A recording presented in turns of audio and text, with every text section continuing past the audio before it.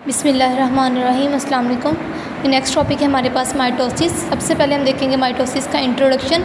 क्या 1880 में एक जर्मन बायोलॉजिस्ट है वाल्टर फ्लेमिंग, वो उन्होंने ऑब्ज़र्व किया एक सेल को। उन्होंने देखा कि सेल के अंदर जो न्यूक्लियस है उसके अंदर कुछ डिवीजन्स हो रही हैं, कुछ चेंजेस आ रही हैं। उन्होंने इस सीरीज़ ऑफ चेंजेस को नाम दे दिया सेल डिवीजन का।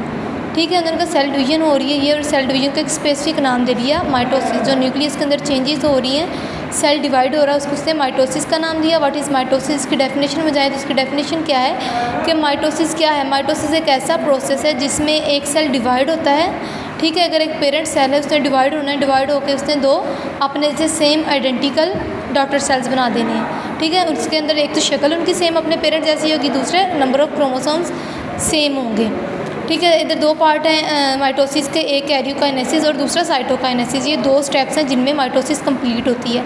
Karyokinesis division of nucleus and cytokinesis division of cytoplasm. Karyokinesis के फर्दर आगे 4 स्टेप्स हैं, प्रोफेज, मेटाफेज, एनाफेज, टेलोफेज। इसको हम पी मैट से भी याद रख सकते हैं। तो सबसे फर्स्ट है हमारे पास प्रोफेज। प्रोफेज क्या है? प्रोफेज में होता ये है कि सबसे पहली फेज़ है, इसमें क्रोमोसोम्स होते हैं वो क्रोमेटिन मटेरियल थ्रेड लाइक ऐसा पड़ा होता है धागों की शक्ल में।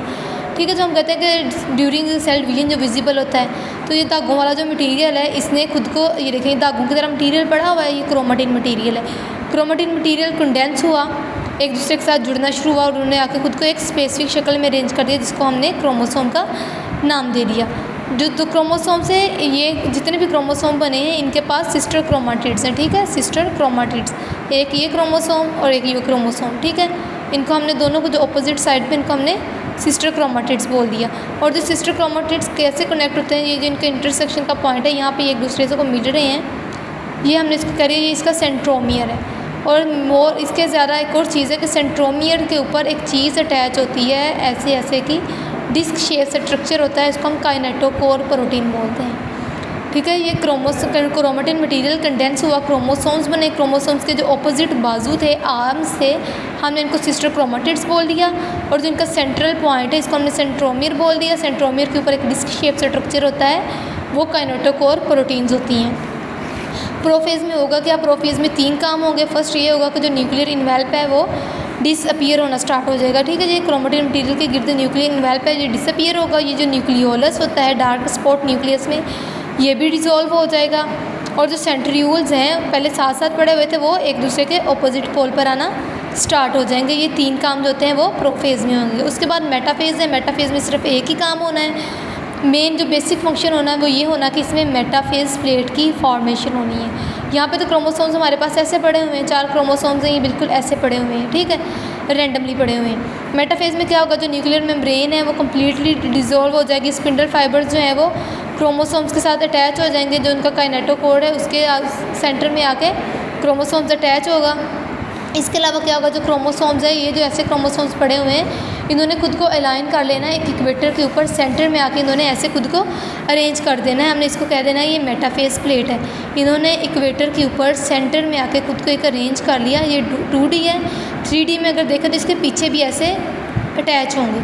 ठीक है, मेटाफेज में सिर्फ एक ही काम होना है, वो है मेटा प्लेट की फॉर्मेशन। मेटाफेज प्लेट्स होती हैं। इसके बाद नेक्स्ट है एनाफेज। एनाफेज में अब क्या होगा कि जो स्पिंडल फाइबर्स हैं उन्होंने कॉन्ट्रैक्ट करना है। पहले स्पिंडल फाइबर्स जो है ऑपोजिट पोल्स पे आ चुकी हैं, अब स्पिंडल फाइबर्स ने कॉन्ट्रैक्ट करना है, एक दूसरे को खींचना है। ठीक है, स्पिंडल फाइबर्स जो हैं वो काइनेटोकोर के साथ जुड़ी हुई हैं, सिस्टर क्रोमाटिड्स के साथ जुड़ी हुई हैं। दोनों ऑपोजिट है तो दोनों ने ऑपोजिट साइड पर खींचना है। इन्होंने इसको इस साइड पर खींचना है, इन्होंने इसको। इसका मकसद क्या है कि इन्होंने इनको अलग कर देना है। पहले ये दोनों के साथ जुड़े हुए हैं, बाद में क्या किया, इनका स्पिंडल फाइबर्स ने इनको खींच के अलग कर दिया।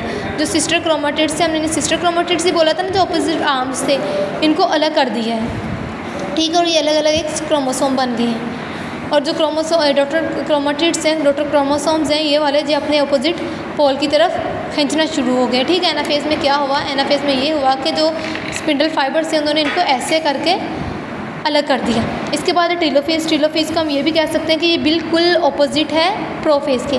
प्रोफेज में हमने देखा कि जो क्रोमेटिन मटेरियल था वो कंडेंस होकर क्रोमोसोम बन गया, लेकिन टेलोफेज में क्या होगा कि जो क्रोमोसोम है वो दोबारा फिर से क्रोमेटिन मटेरियल बन जाएंगे, और जो न्यूक्लियोलस है वो वापस आ जाएगा, न्यूक्लियर मेम्ब्रेन है वो भी वापस आ जाएगी। ठीक है, यहाँ पे ये 2 सेल्स बन गए, ठीक है। ये देखें, जो अलग अलग क्रोमोसोम्स हुए थे वो फिर क्या हुआ, क्रोमेटिन मटेरियल में बन गए। क्रोमेटिन मटेरियल से न्यूक्लियोलस भी आ गया और न्यूक्लियर इन्वेलप भी वापस आ गई और ये 2 सेल बन गए हमारे पास। हमारा बेसिक पर्पज़ ही ये था माइटोसिस का, हमने जो सेल हैं उनको 2 बनाना है, एक पेरेंट से 2 डॉटर सेल्स बनाने हैं। तो इनके बाद जो प्रोसेस होगा साइटोकाइनेसिस। अब ये सेल्स में तो एक ही है लेकिन अभी अलग तो नहीं ना हुए, ये इनमें ग्रूव तो ज़रूर आई है लेकिन ये अलग नहीं, अभी एक में ही है, एक ही घर में रह रहे हैं, इनका अलग अलग घर नहीं बना। तो साइटोकाइनेसिस क्या करेगी, इस साइटोप्लाज्म को यहाँ से पिंच करके अलग कर देगी। ये प्लांट्स में और तरह से प्रोसेस होता है और एनिमल्स में और तरीके से होता है, ठीक है। साइटोकाइनेसिस है क्या, ये डिवीजन ऑफ साइटोप्लाज्म है। प्लांट्स में किस तरह होता है, इस क्लीवेज फरो बनती है कि ये जो साइटोप्लाज्म है ये पिंच हो जाती है, अंदर को दब जाती है। जैसे बैलून में अगर हम वाटर उसमें भर लें तो उसको हम दबा देते हैं ना, आधा पानी एक साइड पे हो जाता है, आधा साइड पे हो जाता है, सेम इसी तरह ये भी पिंच करेंगे तो इसको क्लीवेज फरो बोलते हैं। ये स्मॉल ग्रूव होती है तो ये सेल को 2 में डिवाइड कर देती है, जैसे यहाँ पे ये डिवीजन हुई है, ये दोनों अलग अलग हो जाएंगे। लेकिन प्लांट्स में इसके कुछ ऑपोजिट होता है, क्योंकि प्लांट में सेल वॉल होती है, सेल वॉल होती है वो बहुत हार्ड होती है, इस तरह हम उसको पिंच नहीं कर सकते। तो सेल वॉल प्लांट्स में क्या होता है कि जो गोल्जी वेसिकल्स हैं वो वहाँ से गोल्जी apparatus से गोल्जी वेसिकल्स हैं वो छोटी छोटी तहें लगानी स्टार्ट करेंगे और एक सेल प्लेट बना देगी सेंटर में, ठीक है। जैसे ये है ना, जैसे प्लांट सेल के वैसे ऊपर को यहाँ पे आके प्लेट बना देंगी और उनको सेल वाल से ज्वाइन कर देंगे। जब वो सेल वाल तक ज्वाइन हो जाएंगे तो वो खुद ब खुद जो है वो सेल जो है 2 पार्ट्स में डिवाइड हो जाएगा। तो इस तरह हमारे पास प्लांट के 2 न्यू सेल्स बन जाएंगे।